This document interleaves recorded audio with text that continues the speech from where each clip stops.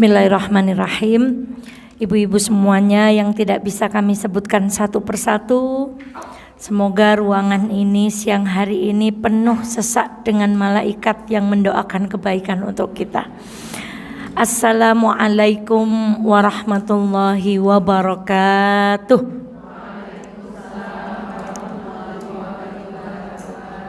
Alhamdulillahi rabbil alamin.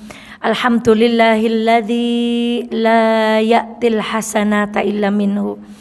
Ashhadu an la ilaha illallah wa ashhadu anna Muhammadan abduhu wa rasuluh. Allahumma salli ala Muhammad wa ali Muhammad kama sallaita ala Ibrahim wa ali Ibrahim innaka Hamidum Majid. Sehat semuanya ibu-ibu? Alhamdulillah. Atas izin Allah, atas kasih sayang Allah, atas karunia Allah, siang hari ini kita semuanya dipilih oleh Allah di antara jutaan manusia yang Ia hidupkan di muka bumi ini. Kita diizinkan, dibantu, dikuatkan oleh Allah menerjang jarak. Ada yang rumahnya jauh. Saya lihat tadi ada mobil merah, tulisannya Banjarnegara, platnya sepertinya mau kebablasan. Kemudian mundur sedikit, kemudian masuk. Kita diizinkan, dikuatkan untuk menempuh jarak yang jauh. Ada yang dari Wadah Selintang, ada yang dari Welahan, ada yang dari Dieng. Dan kita diizinkan oleh Allah untuk menempuh teriknya matahari. Dan kita dibantu oleh Allah untuk sejenak ikhlas meninggalkan urusan-urusan kita di rumah, tentang anak, tentang suami, tentang pekerjaan, tentang perdagangan, tentang urusan rumah tangga. Semoga apa yang ibu tinggalkan dan ibu upayakan menjadi catatan dan pemberat timbangan kebaikan di sisi Allah Subhanahu wa taala.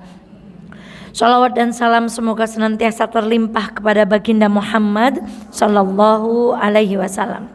Ibu, kalau laptop ini kena motherboardnya itu bayarnya berapa ya? 1 jutanya itu ke atas. Kalau kena keyboardnya itu mungkin bayarnya 800.000.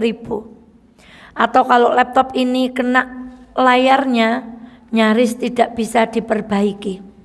Tapi ada barang ciptaan di muka bumi ini yang kalau diperbaiki harganya ratusan juta rupiah. Pasang ring sekarang harganya berapa, Bu? Berapa harganya, Bu? Ring jantung berapa, Bu? 100 jutanya kurang atau lebih, Bu? Lebih.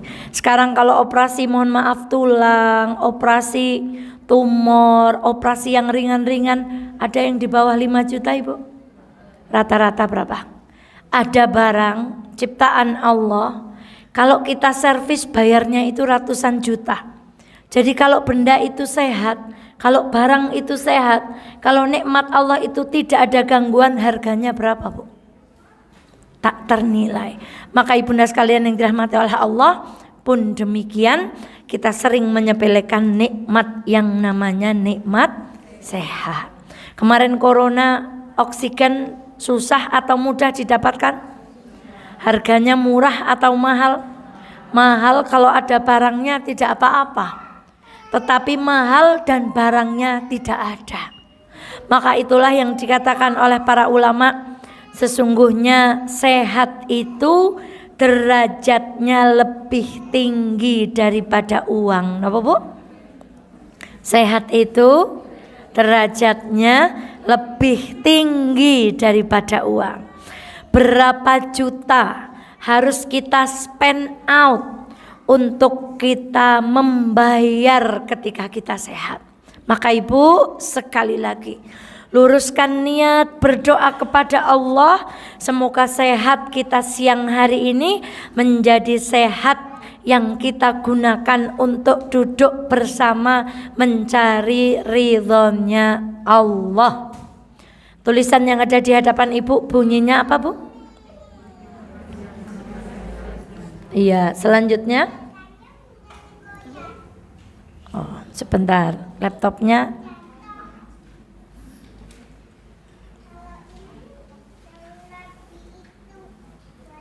Kak Dea bisa minta tolong? Ketutup. Tertutup.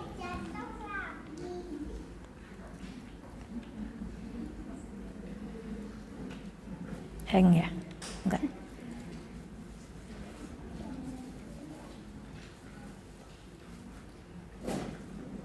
Bismillahirrahmanirrahim.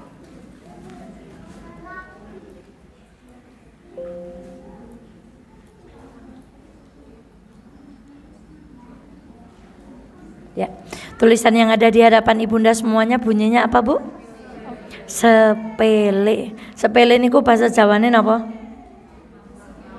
Ya sepele. Pernah lihat orang cantik njok kepengen cantik kayak dia? Pernah nggak, Bu? Jujur aja. Pernah? Nah, pernah lihat orang badannya bagus, langsing, bentuknya Masya Allah, lalu terbesit di dalam hati kita, andai badanku seperti badannya. Pernah? Ketika kita melihat ada ibu-ibu bawa kendaraannya bagus, terbesit di hati kita, kapan yo aku bisa pengen seperti ibu itu? Pernah? Pernah. Ketika kita masuk rumah seseorang, kemudian orang itu rumahnya bagus, perabotnya itu pilihan, seperti perabot-perabot yang sedang viral di internet, terbesit di dalam hati kita kepengen seperti itu? Itu manusia biasa, wajar. Tetapi sesungguhnya ketika kita pengen seperti itu pengen yang sepele. Mohon maaf tanpa merendahkan, itu pengen yang receh. Tapi kalau kita lihat ada perempuan baca Qur'annya bagus, sholat tahajudnya luar biasa, amalnya luar biasa, terhadap ilmu luar biasa, sabarnya luar biasa, lalu kita ghibtah kepada perempuan itu baru namanya iri yang apa? Kalau paling iri sama kecantikan, sama kendaraan, sama rumah, sama jabatan, mohon maaf tanpa berniat merendahkan, itu ombrengan, Bu. Mestinya kita iri kepada orang yang taat, lalu kita termotivasi untuk ikut kepada orang-orang yang baik itu, lalu kita ketularan kebaikan-kebaikannya. Hari ini apa materi kita, Bu? Judulnya, Bu? Lah judulnya aja nggak tahu, jangan-jangan tidak baca. Judulnya apa? Ini ada pengumuman itu brosurnya nang ngarep. Oh ya, baik. Ya, makasih. Keputihan madhi wa ya, terus dan Masya Allah. Pernah dengar itu semuanya, Ibu? Masya Allah. Sebelum masuk kepada hukum keputihan itu gimana? Kalau keluar keputihan itu membatalkan wudhu atau tidak? Mani itu najis atau tidak? Madhi itu apa? Bentuknya seperti apa? Maka mari kita awali dulu dengan membedakan hadas dan najis. Apa perbedaan hadas dan najis? Ya.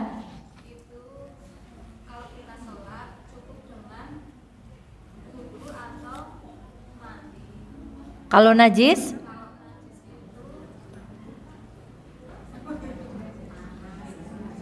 Ada yang ingin menjawab? Ayo, Bu, dapat pahala surga. Ayo, salah nggak diapa-apain? Betul jawabannya. Ada yang mau jawab lagi?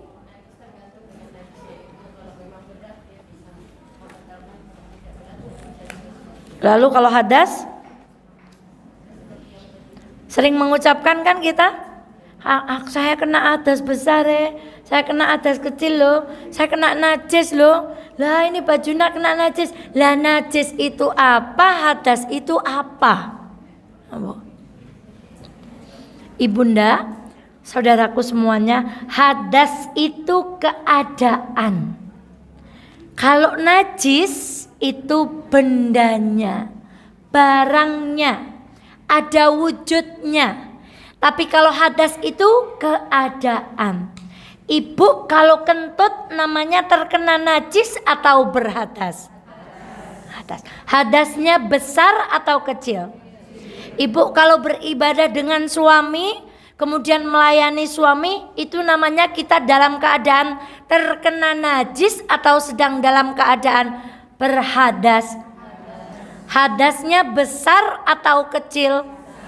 Besar. Maka ibu sekalian yang dirahmati oleh Allah, najis itu bentuknya konkret, jelas. Oh, ada darah haid, bocor, nempel di baju kita, warnanya apa? Merah. Baunya amis, itu najis. Tetapi ketika kita terkena haid, namanya kita sedang apa? Berhadas. Jadi hadas itu keadaannya, sedangkan najis itu bendanya. Pembahasan ini sangat panjang, namun siang hari ini kita cukupkan pada permukaannya sebagai pengantar kita berbicara tentang keputihan dan apa yang akan kita bahas hari ini. Lalu ibunda sekalian yang dirahmati oleh Allah, hadas itu ada hadas kecil, ada hadas besar. Kalau najis, ya ibu hafal banget. Najis itu ada 3. Satu apa? An-najasatu thalathun. 1 mughalladah. Apa ibu? Yang kedua mukhaffafah. Yang ketiga mutawassithah. Apa kalau mughalladah itu? Berat. Kalau mukhaffafah? Kalau mukhaffafah sedang. Kalau mutawassithah? Ulangi lagi. Mughalladah besar. Mutawassithah? Mutawassithah ringan, angkat tangan. Mutawassithah ringan, angkat tangan. Mutawassithah sedang, angkat tangan. Lah kok nggak ada yang angkat tangan, terus apa? Kalau mukhaffafah? Coba yang mukhaffafah ringan angkat tangan. Lu gimana tahu? Suaranya ada tapi tangannya suruh angkat tangan. Nah, mughalladah itu artinya najis yang berat. Nah, najis itu segala sesuatu yang menjijikkan dan mencegah sahnya sholat. Nah itu bu, misalnya itu secara syar'i. Kemudian najis itu ada mughalladah itu berat, kemudian ada mukhaffafah itu ringan, dan najis mutawassithah itu sedang. Contoh hadis mughalladah: bulunya anjing, liurnya anjing, eeknya anjing. Apanya anjing? Apanya anjing? Liurnya anjing contohnya. Lalu kita membersihkannya dengan cara dibasuh berapa kali? 7 kali. Salah satu basuhannya dicampur dengan debu atau tanah yang memenuhi syarat untuk digunakan ketika kita tayamum. Sekarang contoh hadis mukhaffafah yang ringan apa? Kencing anak laki-laki yang baru makan ASI saja dan belum makan makanan selain ASI. Maka ibu, Masya Allah, saya tidak tahu, tapi saya mengambil pelajaran sendiri. Anak perempuan itu kalau pipisnya itu ke bawah, tapi bayi laki-laki kalau pipisnya kemana? Nah, ke atas. Itu saya, oh Masya Allah, mungkin saya dahulu dengan kata mungkin ini loh yang menyebabkan bahwa kencing bayi laki-laki yang belum makan selain ASI itu menjadi hadas yang ringan, karena Allah ingin meringankan ibu yang memiliki anak bayi laki-laki. Karena kalau pipis kemana? Muncrat, jadi yang basah itu mana-mana, semuanya kena semuanya. Kadang-kadang ada yang sampai terkena lagi dabani begitu, lagi mau diganti tahu-tahu pipis. Masya Allah, itu mungkin saja di benaknya Mbak Eva. Itu contoh hadis mukhaffafah. Selain itu maka masuk di dalam golongan hadis yang sitoh. Termasuk salah satunya adalah tentang darah. Dan dalam hal ini darah yang masuk dan akan kita bahas siang hari ini secara singkat, cuman permukaannya saja, adalah darah haid. Darah apa, Bu? Sebelum kita masuk kepada keputihan. Lalu kemudian kita masuk ke dalam darah haid.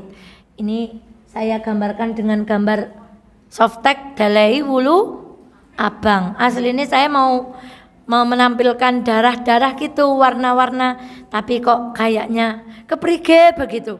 Meskipun ketika kita bicara fikih, kita itu harus gamblang dan jelas. Ibunda sekalian yang dirahmati oleh Allah, saya mengutip dari sebuah buku yang ditulis oleh Ustadzah Ani Mulyaningsih LC. Ini adalah buku tentang haid di dalam madhab Imam Syafi'i. Wajib bagi kita perempuan untuk belajar tentang haid. Tidak hanya untuk perempuan sebenarnya. Bagi suami-suami kita juga seharusnya suami kita paham tentang, sehingga kalau ibu haid kok begini-begini, suaminya jawab, oh ya ayah paham, mari tak jawab. Bukan menjawab, ya takon baik karena karo. Nah, sama siapa? Karena kita sudah paham. Namun insya Allah nanti itu menjadi materi khusus, kita ambil permukaannya saja. Berarti darah haid itu najis atau tidak? Najis. Masuk dalam kategori najis apa? Najis mutawassitoh, yang itu termasuk najis yang sedang. Ibu, kami catatkan rumus. Rumus pertama, ibu harus hafal rumus ini di luar kepala. Kapan darah yang keluar dari kemaluan kita tergolong sebagai darah haid? 1. Keluarnya setelah 9 tahun Hijriyah. Kalau tahun Masehi harinya berapa? 365 hari. Kalau tahun Hijriyah harinya. Nah, jadi kalau ada anak usianya 8 tahun lalu keluar darah dari kemaluannya, apakah itu namanya haid? Belum. Karena menurut rumus ini keluarnya harus setelah 9 tahun apa? Hijriyah. Pertama. Rumus yang kedua, keluar selama 24 jam dan terbentang selama 15 hari. Tolong dipahami ini, keluarnya berapa jam? Terbentang sama rentan waktu berapa hari? Sekarang pertanyaannya, ada ibu-ibu berarti sudah di atas apa? 9 tahun. Keluar darah selama 3 hari, tapi keluarnya hanya pagi tok, flek. Selebihnya sampai sore enggak keluar lagi. Besok keluar lagi. Begitu terus, Ibu. Sampai 4 hari cuman pagi tok. Apakah itu termasuk haid?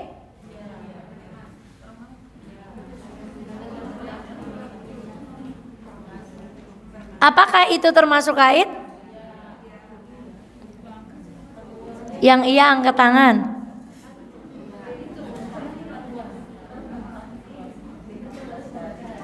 Iya apa tidak? Tidak apa iya? Yang tidak angkat tangan. Ya, Ibu kenapa tidak? Karena keluarnya tidak 24 jam. Artinya darah itu hanya keluar pagi flek tok. Kemudian tidak ada ciri-ciri, misalnya tidak disertai dengan, mohon maaf, payudara yang sakit, kemudian punggung yang, nah karena nanti akan ada pembahasan, kemarin di NA Kerta kami pembahasan apa hukum bercak yang keluar sebelum haid. Kalau diikuti dengan tanda-tanda haid, mendekati jadwal kebiasaan kita haid, tetapi kalau itu diikuti dengan tanda-tanda haid dan mendekati jadwal kita haid, maka flek yang keluar menjelang haid itu termasuk darah haid. Tapi kalau ada orang keluar darahnya pagi tok, kok siangnya nggak keluar, malamnya nggak keluar, sorenya nggak keluar, besok keluar lagi, kalau ini dikumpulkan sampai 15 hari tidak jangkep 24 jam, maka termasuk darah haid atau tidak? Bukan. Apa maksudnya itu kalau keluar 24 jam itu berarti dewek ndeloki softtek terus baik apa maksudnya? Bukan.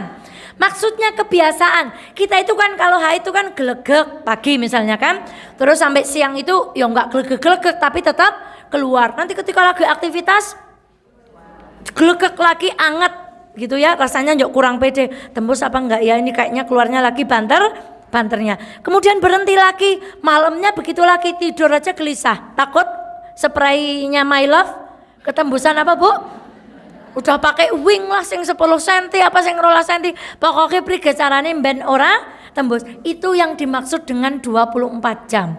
Artinya bukan berarti kita nonton terus boleh prige mengko ora ngapa-ngapa. Artinya bahwa itu keluar secara terus-menerus, durasinya waktunya 24 jam terbentang selama.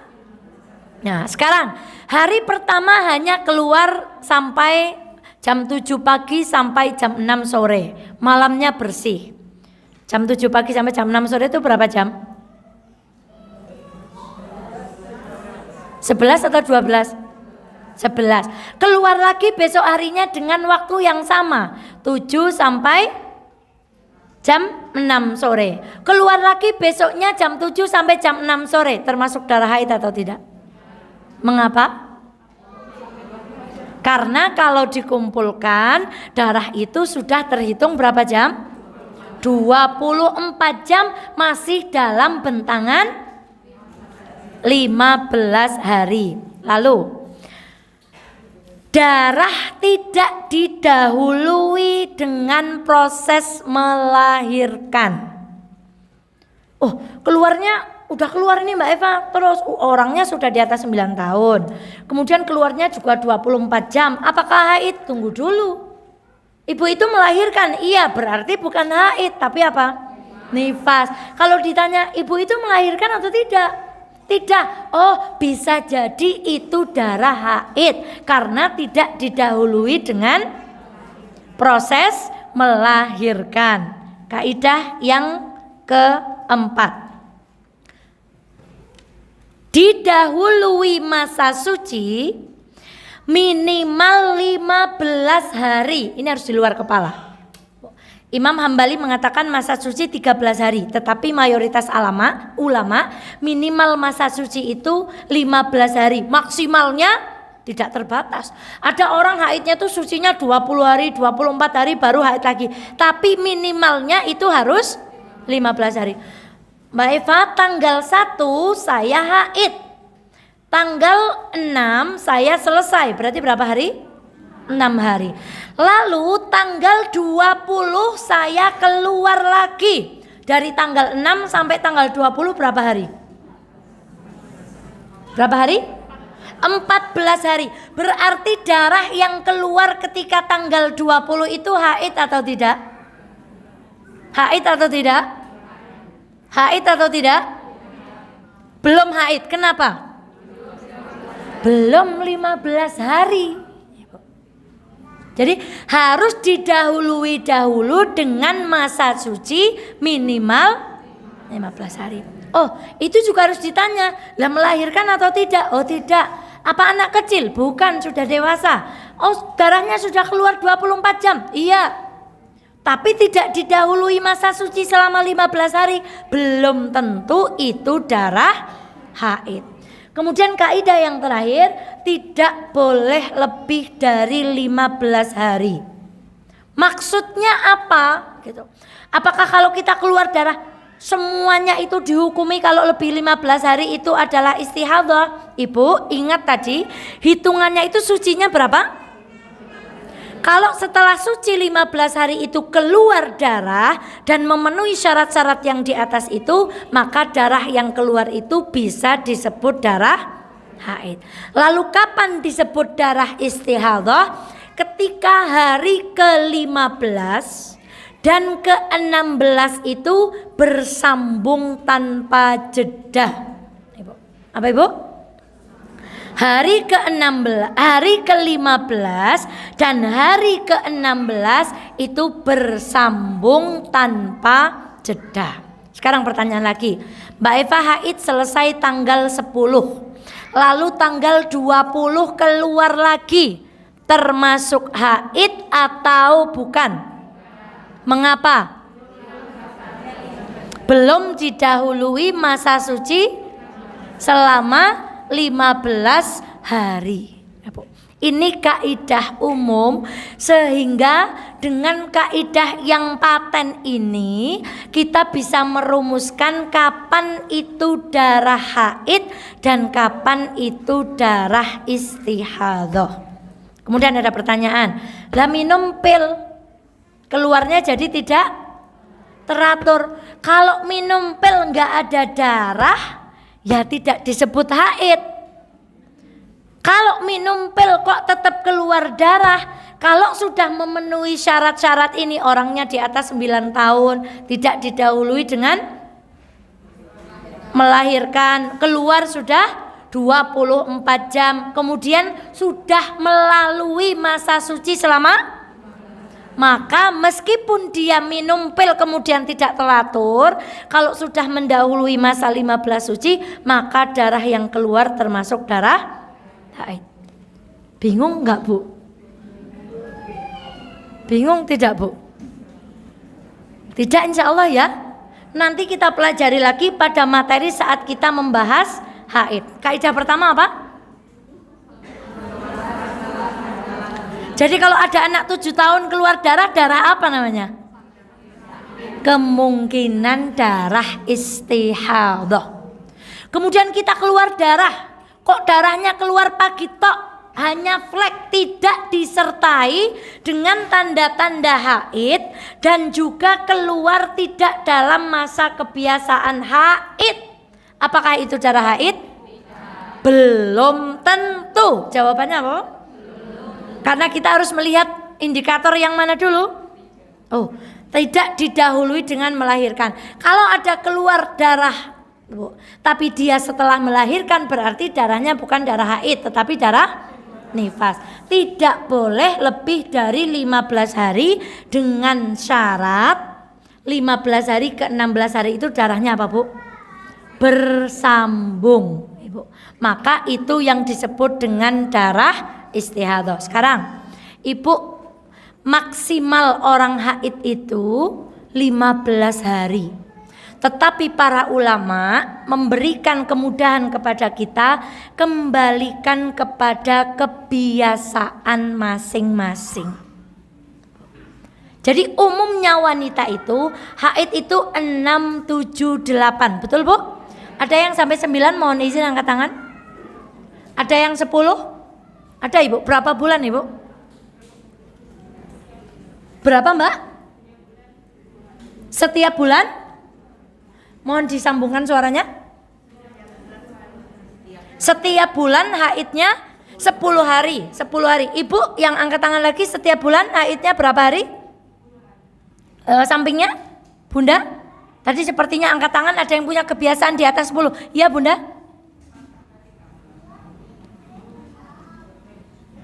4 sampai 13 hari ketika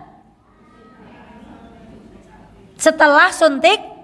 Meskipun setelah suntik KB, kalau muncul itu darahnya keluar selama 24 jam dalam rentan waktu 1 sampai 15, maka tetap disebut darah haid. Nah, itu kaidah umumnya. berlaku kepada orang-orang yang punya haid yang muqtadah. Artinya kita punya kebiasaan haid di dalam sebulan seperti itu. Berarti kalau ada ibu yang 10 hari tidak 6 sampai 7 hari, tetapi menggunakan hitungan sendiri. Maka ibu, sebelum kita masuk kepada keputihan, Mbak Eva berharap ibu semuanya punya kalender. Jadi kalender kita itu kotor. Kapan mulai haid, kapan selesai, ibu. Turak-kurak, dan kapan dikatakan kita sudah punya kebiasaan haid itu ketika sudah terulang 3 kali. Contoh Mbak Eva, kalau Senin mandeknya insya Allah bisa kami pastikan mandeknya juga Senin. Bulan depan begitu lagi sampai 3 kali terulang, berarti kita sudah bisa mengatakan kita punya siklus Senin sampai Senin. Berapa terulangnya? Nah, nanti ini masuk ke istihadhah. Bagaimana membedakan istihadhah? Selain dari hitungan yang tadi 15 hari, sebenarnya kita bisa membedakan dengan darah, Ibu. Darahnya berbeda, tapi kita nggak bahas istihadhah. Lalu Ibu butuh konsentrasi. Kalau tidak punya hitungan tadi, tidak punya kemampuan untuk membedakan darah, maka kembalikan kepada kebiasaan haid kita. Kalau Mbak Eva Senin sampai Senin selesai, kok hari Rabu keluar lagi, bagi Mbak Eva itu istihadhah. Karena sudah keluar dari kebiasaan saya haid. Bagaimana dengan orang yang tidak punya kebiasaan ini? Maka tidak punya kebiasaan, tidak bisa membedakan darahnya. Orang itu nggak punya kebiasaan haid, maka ikut kebiasaan perempuan pada umumnya. Nah, pada intinya kita akan membahas bahwa haid itu najis. Yang kedua, rumus tadi adalah rumus patokan yang harus ada di luar kepala kita. Bagaimana kita menghukumi darah yang keluar dari kemaluan kita, apakah itu haid, apakah itu istihadhah. Lalu kemudian kita akan masuk kepada keputihan. Sama-sama keluar dari kemaluan, Bu? Sama-sama keluar dari kemaluan ya, Masya Allah. Insya Allah minggu depan kalau tidak ada halangan, kita akan bahas, tidak membahas haid. Saya akan bahas karena itu darah. Sebelum kita membahas haid terlalu jauh, kita akan bahas hukumnya bercumbu di saat haid atau jima di saat haid. Batasannya apa, boleh pegang atau tidak, boleh lihat atau tidak, insya Allah untuk Sabtu depan. Sekarang kita belajar cairan-cairan yang keluar dari kemaluan. Yang kedua tadi saya sebutkan cairan bernama apa, Bu? Keputihan. Sekarang Mbak Eva tanya, Ibu kalau kentut keluarnya dari mana angin itu? Dari belakang. Mohon maaf, yang diwudhui pantatnya atau anggota wudhu? Ya, Ibu mohon maaf kalau pipis keluar dari mana? Dari lubang kubul. Jadi kubul itu depan, dubur itu bukti bahwa Nusantara itu Islam. Karena menyebut anus itu dengan dubur dan itu bahasa Arab. Ibu. Tapi kita taunya cuma dubur, yang depan tidak tahu. Yang depan namanya kubul. Apa, Bu? Kubul. Kubul, kalau belakang? Nah, jadi kita jangan sebut anus, tapi sebut apa? Dubur. Kalau pipis, yang keluar adalah kubul, tapi yang diwudukan? Kok bukan, mohon maaf di situnya. Itulah, Ibu, bahwa aturan di dalam Islam itu tidak semuanya kita masukkan di dalam pikiran, tetapi kita masukkan ke dalam apa? Iman. Kalau kita nggak iman, aneh banget. Wong sing ngentut pantate ka sing diwudoni anggota wudhu, tidak masuk akal. Tapi karena syariat itu kita masukkan di dalam iman, maka ketika Allah mengatur sesuatu, kita akan berkata sami'na wa ata'na. Lain dengan penelitian. Kata ilmuwan, pasir itu kalau dimasukkan ke dalam botol, maka bentuknya akan mengikuti tempatnya. Betul atau tidak? Karena sudah ada eksperimen. Tapi kalau urusan agama, loh kentut di belakang kok wudhu, kok haid diatur, kok keputihan diatur, Masya Allah. Kemarin kita sampaikan urusan saja diatur di dalam Islam, apalagi urusan ibadah. Maka diatur, pipis diatur, pun keputihan diatur di dalam Islam. Maka apa itu keputihan? Inilah sekali lagi saya punya cita-cita. Semoga besok mungkin ada Dokter Objin atau Bu Bidan yang bisa menjelaskan keputihan menurut ilmu kesehatan. Tetapi karena hari ini kita belajar fikih, maka kita akan berbicara keputihan secara fikih. Ibu, keputihan itu disebut, saya tidak bisa bahasa Inggris, tulisannya kayak flour albus. Nah itu bacanya bagaimana, saya ora tayang gitu. Atau semacam cairan yang keluar dari kemaluan wanita, dan itu ada dua jenis. Satu namanya normal, keluar menjelang menstruasi atau sesudah menstruasi. Yang kedua keputihan penyakit yang disebabkan oleh infeksi atau bakteri, disertai dengan rasa gatal di dalam kemaluan dan di sekitar bibir kemaluan. Lalu ulama terdahulu membahas istilah rutubah, yaitu lendir yang keluar dari kemaluan wanita, dan sekarang dikenal dengan istilah ifrozat, atau yang menjadi judul kajian kita hari ini apa Bu? Keputihan. Ada dua pertanyaan yang akan kita bahas yang hari ini. Satu, keputihan itu najis atau tidak? Ada yang pernah belajar bahwa keputihan itu najis? Ada yang pernah belajar bahwa keputihan itu tidak najis? Nah selama ini kalau keluar keputihan jur bagaimana? Ayo, celananya ganti atau tidak? Ya temenan. Wudu maning apa ora? Nah selama ini terus bagaimana nasib keputihan kita Ibu? Ibu. Kalau terkena haid kan jelas celananya najis, tembus di kasur juga kasurnya jadi. Nah sekarang keputihannya jatuh di baju misalnya ketika tidak memakai, mohon maaf, celana dalam, lalu keputihannya nempel di baju, bajunya untuk sholat sah atau tidak? Sah atau tidak? Ya kita akan pelajari hari ini ya Bu. Masya Allah. Pembahasan pertama, pendapat yang menyatakan keputihan itu tidak najis. Keputihan yang keluar dari kemaluan wanita, yaitu cairan putih, diperselisihkan sifatnya. Apakah disamakan dengan madhi dan cairan kemaluan lainnya? Karena ulama berbeda pendapat mengenai hukumnya.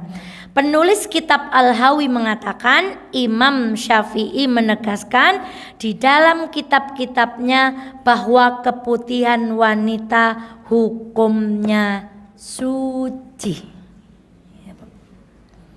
Pendapat mengenai keputihan lendir dari kemaluan wanita, salah satunya adalah suci.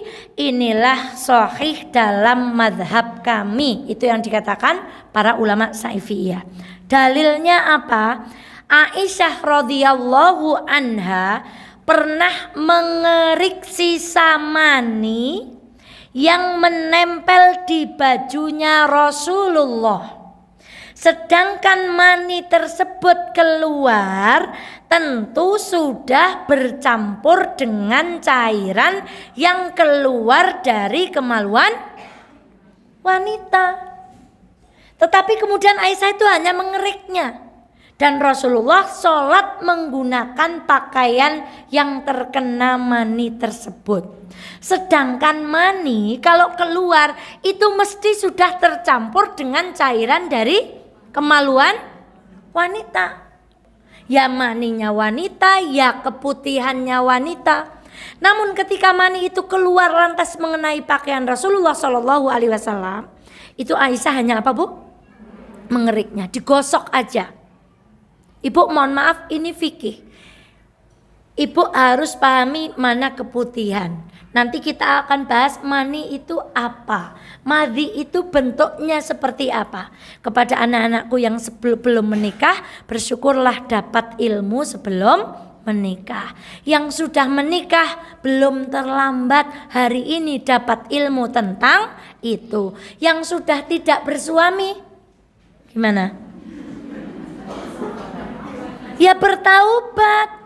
Oh dulu saya selama bersuami ada ini ada itu, saya belum tahu hukumnya. Lalu didoakan oleh Ustazah Eva yang ingin berkenan menikah kembali, semoga mendapat jodoh yang solih. Itu dalil, amin ya rabbal alamin, bahwa keputihan itu apa ibu? Suci.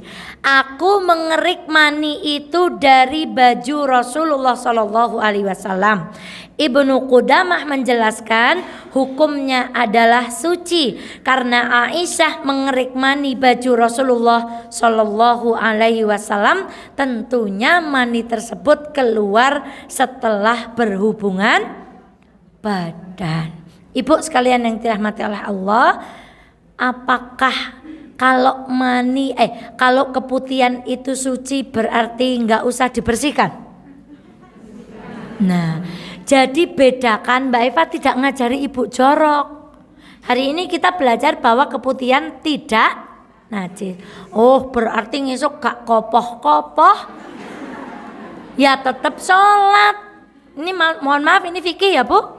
Gak pentilane wis warnane yang kana ya ora ganti. Lung wingi ngaji nang mafazat jare keputihan suci.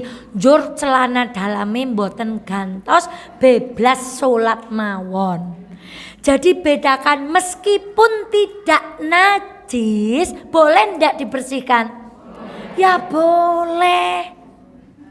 Jadi kalau bicara tidak najis, ya tidak najis, ya suci. Tapi bukan berarti kalau tidak najis kita terkena jor ora dibersihkan. Jor meng masjid, kita kan sekarang ada rokok warna hitam. Mohon maaf, baju kita terkena keputihan, mani, kemudian kita tetap kelanggar. Batire Mbak Eva kok kudunge poteh, kudunge ireng kamu tuh. Jenengan sih non sewu klambine kena ngapa? Mboten napa-napa ning nyong tes ngaji kang kana. Jarene keputihan niku berarti ora kudu tak niku jenenge kemproh. Nek sing kados niku berarti alih ngaos kalih napa? Bu, tidak sama.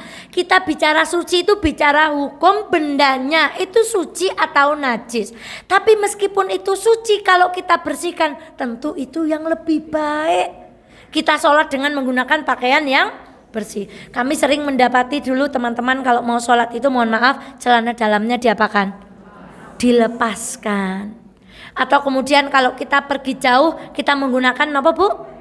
Pentiliner, ada yang rasa sirih, ada yang rasa bunga mawar, ada yang apa gitu Bu. Kemudian nanti kalau sudah penuh diapakan? Disowek kemudian dibuang. Buangnya tidak di sembarang.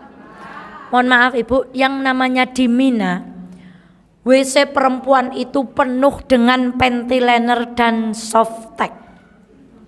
Itu Islam, tetapi tidak Islami. Meskipun itu sudah menumpuk, kelak kalau Allah mengizinkan kita berangkat haji, kita tetap ngambil pentiliner kita, softtek kita buang di mana? Jadi numpuk di kamar mandi itu. Masya Allah. Fal'iyadzubillah. Jadi tidak sama dengan tidak boleh dibersihkan. Pertanyaan kedua dari keputihan, apakah jika keluar wudhunya batal atau tidak? Jumhur ulama mengatakan bahwa ini membatalkan wudhu. Berdalil dengan hadis agar wanita yang istihadhah, yaitu darah keluar terus menerus, berwudhu setiap kali akan sholat. Syekh Muhammad bin Shalih Al-Utsaimin juga berpendapat bahwa keluar keputihan membatalkan wudhu. Akan tetapi jika keluar terus menerus maka tidak membatalkan wudhu. Ada tipe perempuan yang celananya itu selalu apa? basah terus, lembab terus. Yang demikian kata Syekh Shalih Al-Utsaimin, karena keluarnya itu terus menerus, itu tidak membatalkan wudhu. Keluarnya keputihan membatalkan wudhu dan wajib baginya mengulangi wudhu. Jika keluar terus menerus maka tidak membatalkan wudhu. Akan tetapi pendapat yang terkuat menurut saya mengutip kajian dari Ustadz Abdullah Tuasikal, bahwa pendapat terkuat tidak membatalkan wudhu dengan beberapa alasan. Satu, tidak ada dalil sahih, hasan, bahkan dhaif yang mengharuskan wudhu jika keluar keputihan. Keputihan adalah hal biasa yang terjadi pada wanita dari zaman Nabi sampai zaman sahabat atau zaman perempuan kita sekarang. Pembebanan harus wudhu setiap keluar keputihan akan memberatkan bagi para wanita. Ini dalil bagi yang mengatakan apa? Tidak membatalkan wudhu. Allah menyebut haid dengan kotoran dalam Al-Quran dan lainnya suci, maka hukum asal keputihan adalah suci. Dalam hadis dijelaskan bahwa flek yang keluar setelah suci adalah suci, maka apalagi sekedar keputihan yang tidak berkaitan dengan haid. Maksudnya apa yang berlima ini? Kita kan sudah suka mandi, sudah suci, kebiasaan kita sudah habis. Lalu kita mandi, ketika berhubungan dengan suami biasanya di celana apa? Keluar apa, Bu? Keluar flek. Kalau itu sudah lewat kebiasaan kita, itu bukan darah haid. Yang seperti itu saja tidak dianggap haid, apalagi yang keluar yang tidak ada hubungannya dengan. Maka bagaimana? Silahkan ibu mantepnya mana, ibu. Kalau ibu lebih mantep bahwa keluar keputihan itu membatalkan wudhu, maka kalau mak gelegek celana kita basah, maka ketika mau sholat wudhu. Kalau ibu mengikuti pendapat yang mengatakan keputihan tidak najis, tidak apa, Bu? Tidak membatalkan wudhu, maka ketika keputihan kita tidak perlu berwudhu ulang ketika kita masih punya wudhu dan belum dibatalkan oleh yang lain-lain. Ibu, Insya Allah. Sampai sini ada pertanyaan tentang keputihan? Suci atau najis? Kalau keluar batal wudhunya atau tidak? Ada pendapat yang mengatakan batal, ada pendapat yang mengatakan tidak. Mbak Eva tidak memaksa. Monggo ibu, ini perkataan ulama, mana yang akan kita bersandar padanya. Kalau ibu menganggap itu membatalkan, berarti kita berwudu. Kalau tidak, ya tidak berwudu. Nek kopoh-kopoh tetap diganti. Sekarang kita mani. Mohon maaf yang sudah menikah, pernah mengamati, memegang? Pernah atau tidak? Ini bukan kita bicara ranjang, bukan. Ini bicara fikih. Pernah, Bu? Perbedaan mani, madhi, dan wadi. Dan ini hanya bisa kita tanyakan kepada siapa? Suami. Jangan tanya suaminya orang. Tanya pada suami siapa? Misalnya Mbak Eva mau nerangkan ini, mohon maaf saya kok nanya kepada orang lain. Salah besar, coret, regetek, aib. Itu lago. Saru matur karo wong liya. Nek ban ngerti perbedaannya apa, berarti takonnya sama siapa? Sama suami. Yang pertama, air mani. Pertanyaan pertama, apakah mani itu najis? Apakah mani itu suci? Najis apa suci? Mestinya ibu sudah bisa menjawab. Karena tadi kita sudah dibahas bahwa Aisyah pernah apa? Mengerik mani di pakaian baginda Muhammad. Jadi spray ini ibu di sana kupak, di sini kupak, di sana kupak, di sini kupak. Ora diganti papa apa ora? Papa apa mboten? tidak najis. Jeloh nek boten tirus iki nggih Bu, jenenge apa Bu? Jeloh kemproh. Orang Islam itu spraynya rapi, dipanteng. Kalau saya dulu waktu SMP itu didalai dom. Jadi ujungnya tuh kalau nggak diikat, diajari di pondok tuh diikat. Kalau ndak tuh di pojoknya tuh dikasih dom pentul. Jadi kalau berketut berarti ana wong terus jegong neng itu dulu gitu.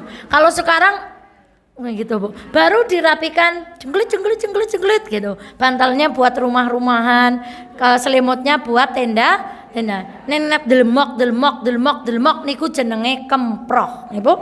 Nah, apakah air mani itu suci? What is mani?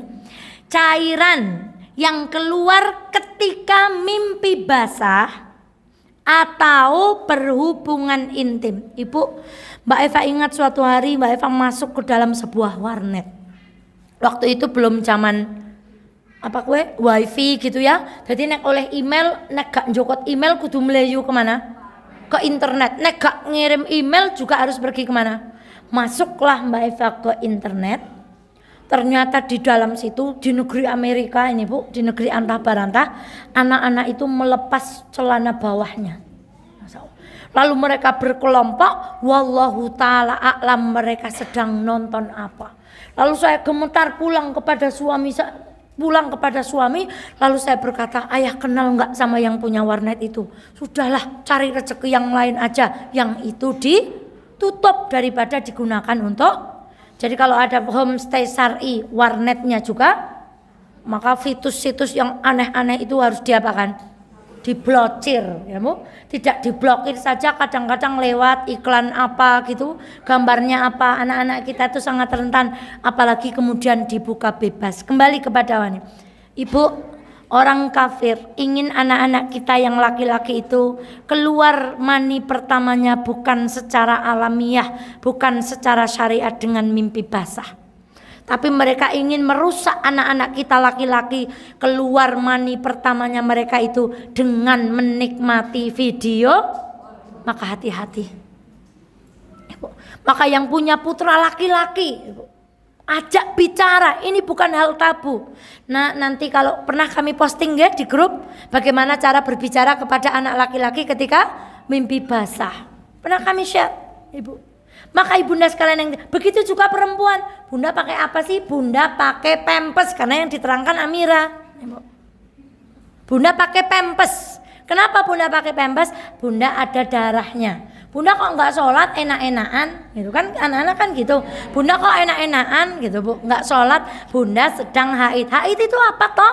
Keluar darah. Kalau ada darahnya, berarti Bunda nggak boleh sholat. Kalau yang bayi lebih lagi. Kalau yang Amira tuh Bunda sakit ya? Sakit ya? Iya, Bunda sakit. Makanya yang sayang sama Bunda ya. Jadi menjelaskan ke anak yang 2 tahun, 3 tahun berbeda dengan menjelaskan putra ibu yang sudah kelas 6 SD. Itu tentang mani. Semoga anak-anak kita semuanya diberikan izin oleh Allah terbuka kepada orang tuanya. Ketika mimpi basah pertama dia akan berkata kepada orang tuanya. Ciri-ciri mani, warnanya keruh, memiliki bau yang khas, keluar dengan syahwat, keluarnya memancar dan membuat lemas. Satu apa? Keruh, baunya khas, keluar dengan syahwat, dengan cara memancar, dan setelah itu apa Ibu? Membuat orang itu lemas. Ibu, ciri-ciri ini ulama dapat dari mana? Ya tentu ulama itu mengamati. Ibu. Maka kita perempuan supaya ini terkena mani atau terkena madhi. Kita harus tahu mani itu apa. Maka insya Allah sudah mafhum. Lalu madhi itu apa? Ibu kebangetan kalau nikah sudah bertahun-tahun tidak tahu namanya madhi. What is madhi? Madhi adalah cairan yang keluar dipicu oleh syahwat, cairannya bening, keluar sebelum mohon maaf, berhubungannya suami istri atau ketika syahwat itu sedang memuncak. Jadi ini sampaikan kepada suami. Mohon maaf. Ibu pernah mendengar kalau engkau melihat perempuan, hadis Rasulullah kepada suami, maka segera apa Bu kata Rasulullah? Pulang. Karena yang ada pada perempuan itu, apa kata Rasulullah? Ada pada istrimu. Suami kita manusia biasa? Barangkali ketika tidak sengaja melihat satu pemandangan, kemudian syahwat beliau terpancing. Di situ biasanya keluar apa? Maka suami kita harus tahu bahwa itu najis. Sedangkan mani apa tadi? Suci. Tapi kalau mati apa? Itu harus tahu. Maka hati-hati ketika mohon maaf ibu mau berhubungan, kemudian suami mengeluarkan madhi, maka madhi itu yang najis, bening, lengket. Itu najis. Jangan sampai itu kemana-mana, Ibu. Karena itu najis. Lain dengan mani. Mani apa tadi Bu?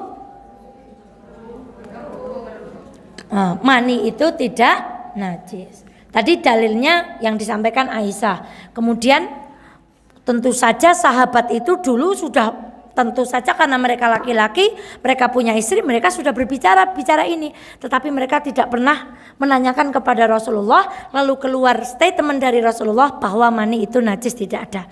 Namun madhi itu najis. Keluarnya apa Ibu? Mendahului apa? Didahului dengan syahwat yang apa? Yang memuncak, atau ketika laki-laki itu apa Ibu? Syahwatnya itu terpancing, itu madhi, putih, tipis, lengket, keluar ketika bercumbu atau membayangkan jima atau berkeinginan untuk jima. Madhi tidak membuat laki-laki lemes. Kalau madhi tidak membuat laki-laki lemas. Keluar tanpa pancaran tidak membuat lemas, seperti tadi yang sudah kita sampaikan, keluar ketika muqaddimah syahwat. Laki-laki dan perempuan bisa mengeluarkan ini. Lalu yang terakhir apa? Wadi, keputihan darah, keputihan, mani, madhi, yang terakhir wadi. Apa itu wadi? Sesuatu yang keluar sesudah kencing pada umumnya, berwarna putih, tebal mirip mani, namun berbeda kekeruhannya dengan mani. Dan wadi tidak memiliki bau yang khas. Kalau mani itu baunya khas. Mohon maaf, ini Bu, sampai ada hoax. Ini saking pengennya perempuan itu cantik. Katanya cairannya laki-laki itu bisa digunakan untuk apa Bu? Nah, dan ini Ibu pada ngerti, Bu. Caranya nek nggo kue marai apa? Kue wong saking pingine keprege carane mben kulite nyong. Ada Mbak Senja di sini? Mbak Senja? Biasanya beliau rawuh itu yang punya senjani itu ya Bu. Masya Allah. Nah pengen kinclong ya perawatan yang resik ya Bu. Karena itu sebenarnya perkara menjijikan atau tidak Bu? Menjijikan meskipun zatnya najis atau tidak? Tidak. Ayo Bu. Ini itu perempuan itu terjadi. Maka kalau ada yang begitu ya ndak popo. Wong nyatane cairan itu tidak apa? Neng kasiate bener apa ora ya? Bro, mungkin medis bisa membuktikan. Mohon maaf ini kalau bicara fikih harus seperti ini Bu. Tapi kalau jamaahnya bapak-bapak ya Mbak Eva yang enggak tegel. Bicaranya perempuan. Wadi keluarnya setelah pipis. Jadi mohon maaf Ibu. Ibu perlu tanya kepada suami. Pak, setelah pipis apakah benar laki-laki itu mengeluarkan cairan wadi? Dan itu hukumnya najis. Ibu. Jadi yang tidak najis apa? Mani dan keputihan. Sedangkan darah haid, madhi dan wadi itu najis. Loh, tadi Rasulullah kan maninya nempel. Padahal ketika berhubungan mesti kecampur-campur gue. Terutama kecampur dengan yang namanya mani. Mali. Nah, ini namanya tidak mengantuk. Enaknya jadi guru itu. Kalau salah muridnya benarkan, oh berarti nggak ngantuk. Padahal yang salah memang sini. Bercampur dengan apa, Bu? Namun ketika Rasulullah itu tidak mengatakan bahwa mani najis, yang itu beliau nempel, ya kita nggak boleh mengatakan bahwa mani itu jadi najis. Meskipun ketika kita berhubungan otomatis tercampur dengan apa? Nah, itu seperti tadi, keluarnya lewat dubur kok yang diwudhui, karena tidak semuanya itu dimasukkan kemana, Bu? Ke akal. Harus dimasukkan kemana? Iman. Makanya orang yang melakukan sesuatu yang tidak ada tuntunannya dari Rasulullah itu imannya kurang. Berarti belum iman sama Kanjeng Nabi. Kanjeng Nabi mboten nontonaken, Kanjeng Nabi mboten nyontoni kok dilakoni. Berarti kita kurang iman pada siapa? Pada Rasulullah Shallallahu Alaihi Wasallam. Bapak Ibu, tolong ini nanti sampaikan kepada suaminya masing-masing, supaya hidup kita semuanya, bahkan urusan kamar mandi dan ranjang, semuanya berjalan menurut apa? Syariat. Sehingga madhi itu tidak tercecer kemana-mana. Sehingga ketika kita mengatakan keputihan itu tidak najis, bukan berarti kita tidak membersihkannya. Kita ulangi, darah haid najis. Kalau kena di baju berarti bajunya kudu dicuci nganti warnane ambune ilang. Nek dewek bajune ketembusan, kemudian lenggah di kasur, otomatis kasurnya itu kan kena, tapi kasurnya tidak menjadi merah, kasurnya ya tidak menjadi bau, itu namanya terkena najis secara hukmi, nggak terkena zatnya langsung, maka tetap kasurnya kita apakan? Kita basuh dengan apa? Dengan air. Kemudian keputihan najis atau tidak? Membatalkan wudhu atau tidak?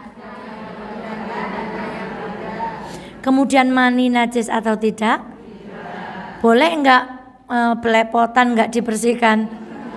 Tidak boleh, jenenge jorok. Madhi najis? Wadi najis?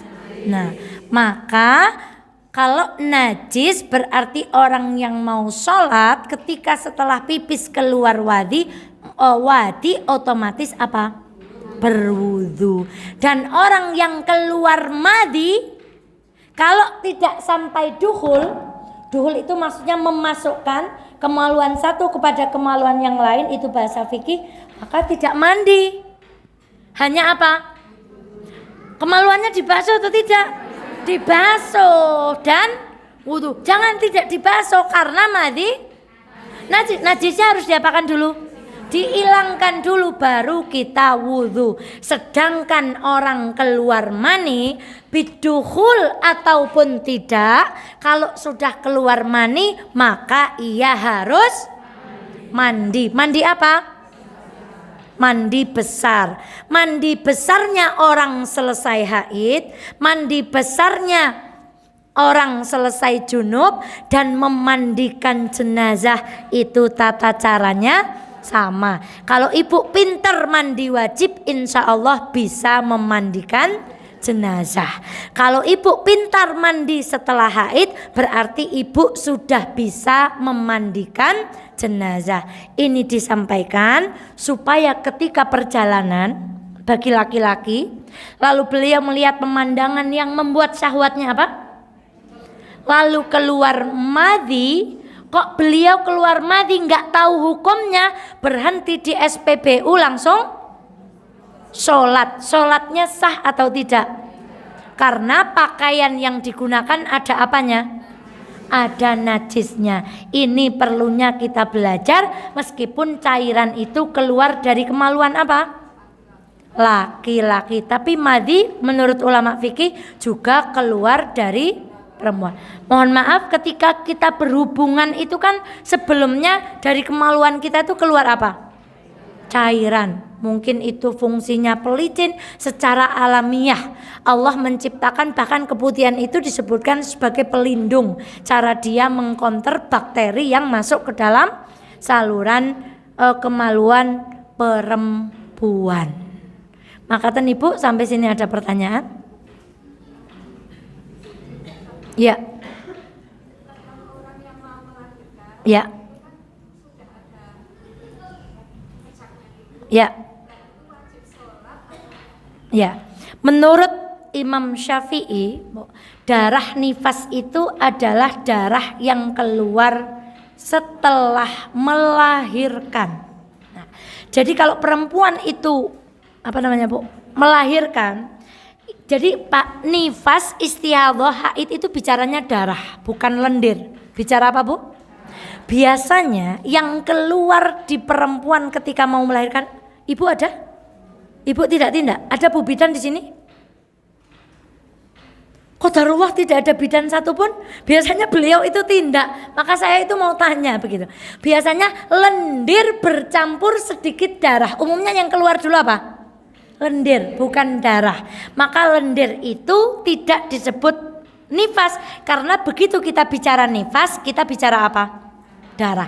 Hanya Allah memberi keringanan. Ketika sakitnya itu sudah Masya Allah boro-boro wudhu Ibu, kira-kira pembukaannya itu ada ulama yang menyatakan boleh menjamak sholat. Kira-kira engko nek bukaan 5 ke atas kayane nyong wis ora ayang. Atau bahkan ada yang mengatakan boleh mengqadha sholatnya. Nah, wallahu taala a'lam bishawab. Namun darah itu belum termasuk darah nifas. Ini juga yang kami sampaikan di PKU, bagaimana PKU Muhammadiyah itu menjadi PKU yang berstandar syariah. Jadi pasien akan kita beritahu tayamum.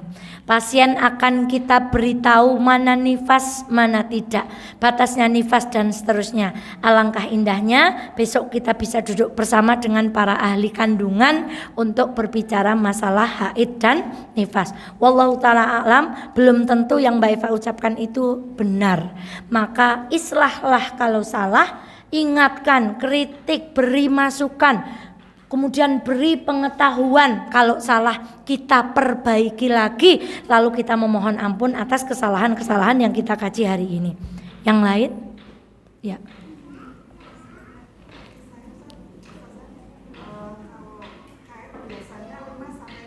Iya.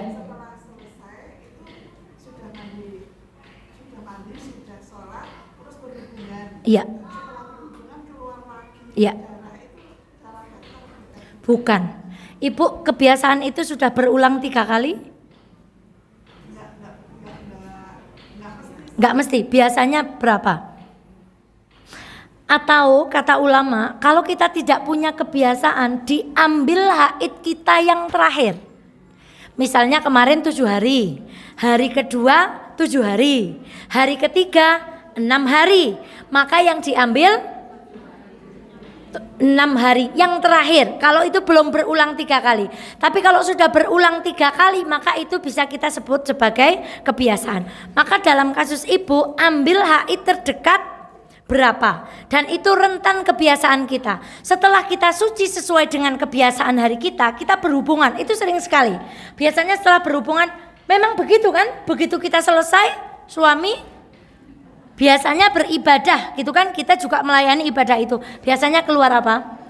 Kita tahunya biasanya dari mana?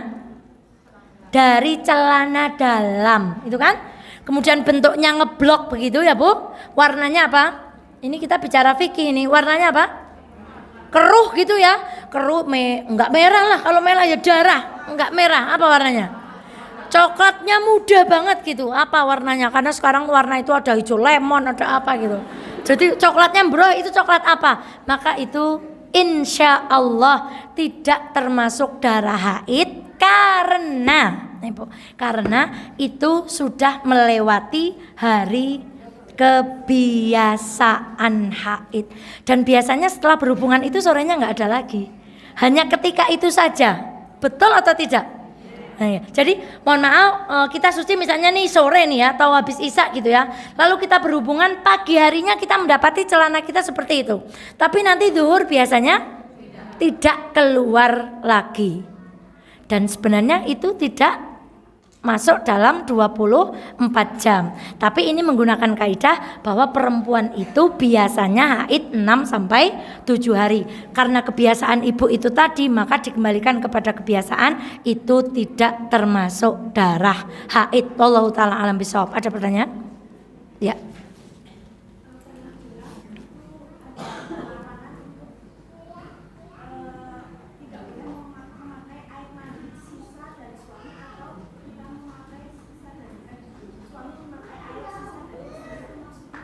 Oh, menggunakan air mustakmal untuk mandi. Alhamdulillah, ini pertanyaan yang luar biasa.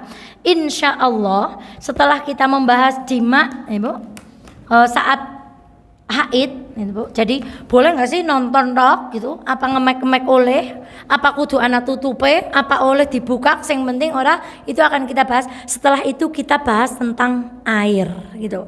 Jadi pastikan kamar mandi ibu itu baknya itu standar ukuran 1 kulah gitu Bu. Nanti kita bahas tentang air, di mana air bisa suci dan mensucikan gitu. Jadi kalau kita mandi, setelah itu suami kita mandi, boleh atau tidak? Ya tergantung, kalau mandinya di ember, airnya habis, lalu setelah itu gitu airnya itu sisanya suami ya enggak cukup juga toh Bu. Tapi kalau itu pakai ember, tapi keran kita itu hidup nyala terus, itu tidak mengapa. Nek banyune kur seember dipakai istrinya dulu tinggal setengah, itu mungkin sudah terkena yang lain-lain, maka kita khawatir air itu suci tetapi tidak mensucikan. Juga takutnya ketika kita pipis tadi gitu kan, airnya ada yang nyiprat atau terkena sisa dari madhi dan seterusnya dan seterusnya. Jadi kalau ibu kamar mandinya pakai ember, pastikan ketika mandi itu kerannya diapakan? Dinyalakan supaya air itu terus menjadi air yang baru gitu. Insya Allah kita bahas tentang air, jenis-jenis air. Anak saya ketika tes itu kemarin, air yang bisa digunakan untuk bersuci, itu jawabnya enggak apa-apa, saya tidak ini air kelapa dan air apa begitu. Masya Allah, kamu kok jawab ini? Ya habis lupa Bunda. Ya enggak apa-apa Bunda, enggak apa-apa gitu. Jadi air kelapa bisa digunakan untuk kalau anaknya di sini pasti marah gitu. Bunda kok bilang-bilang gitu. Tidak apa-apa. Itu proses belajar. Anak kelas 2 saja sudah mulai belajar air yang bisa digunakan untuk bersuci. Tapi kalau ukuran bak kita standar begitu, maka air sisa dari kita mandi tidak mengapa digunakan sambil kerannya diapakan? Dibuka. Wallahu taala alam. Pertanyaan terakhir. Ya. Mohon izin boleh dibuka maskernya supaya saya bisa menganu bibirnya. Ya. Ya.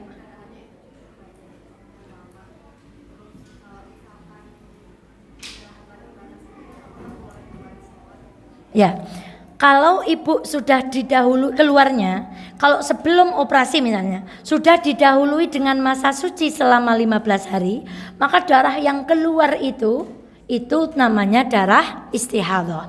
Dan dalam waktu seperti itu, perempuan mengerjakan sebagaimana pekerjaan wanita dalam keadaan suci.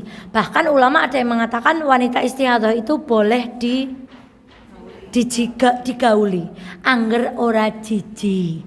Kan kalau boleh hukumnya boleh angger ora jiji kan begitu, karena ada darahnya boleh. Dan ketika mau sholat tidak perlu mandi, cukup wudhu dan mengganti pembalut. Dan mengganti pembalut ini Bu, bukan tadi jam 12 kurang semenit ganti katanya Ustazah Eva, kalau mau sholat ganti pembalutnya ganti lagi, bukan, maksudnya bukan itu. Tapi kalau mau sholat upayakan pembalut kita itu apa? Bersih. Lah kok Allahu Akbar glogok keluar lagi, tidak apa-apa, sholatnya tetap apa? tetap sah, tetap lanjut. Jadi kalau pembalutnya gantinya jam 11 belum ada, ya tidak usah ganti. Maksudnya kalau mau sholat, upayakan pembalut kita itu dalam keadaan bersih dan berwudu setiap kali mau sholat. Kalau kita kan zuhur belum batal, asar boleh sholat. Tapi orang istihadah berwudu setiap kali mau sholat. Wallahu ta'ala a'lam bisawab. Saya yakin ada pertanyaan-pertanyaan lain. Kalau haidnya mandek, jedanya itu apa? Sholat apa enggak? Dan seterusnya. Ada pertanyaan-pertanyaan yang lain, insya Allah bisa kita lanjutkan via WA. Bismillah, semakin sinau ternyata semakin. Nah, jadi kalau ada orang ngaji tambah pinter niku, ngajinin apa? Kelingan Bu? Ngajinya apa? Karena setan itu setelah tahu mengatakan aku lebih baik. Saya tulis di status saya hari ini, kalau kita dimudahkan untuk ngaji, tidak boleh memandang orang yang belum ngaji lebih rendah. Kalau Allah memudahkan kita berjilbab, tidak boleh memandang orang yang tidak berjilbab lebih rendah. Semoga menjadi ilmu untuk yang bicara dan untuk yang mendengarkan. Mohon maaf apabila ada kurang dan lebih. Kita akan terus belajar, kita akan terus dengarkan ceramah guru-guru kita akan berusaha terus baca kitab-kitab dari para ulama kita tentang bab-bab yang berkaitan dengan kehidupan kita, insya Allah. Mari kita tutup bersama dengan bacaan hamdalah.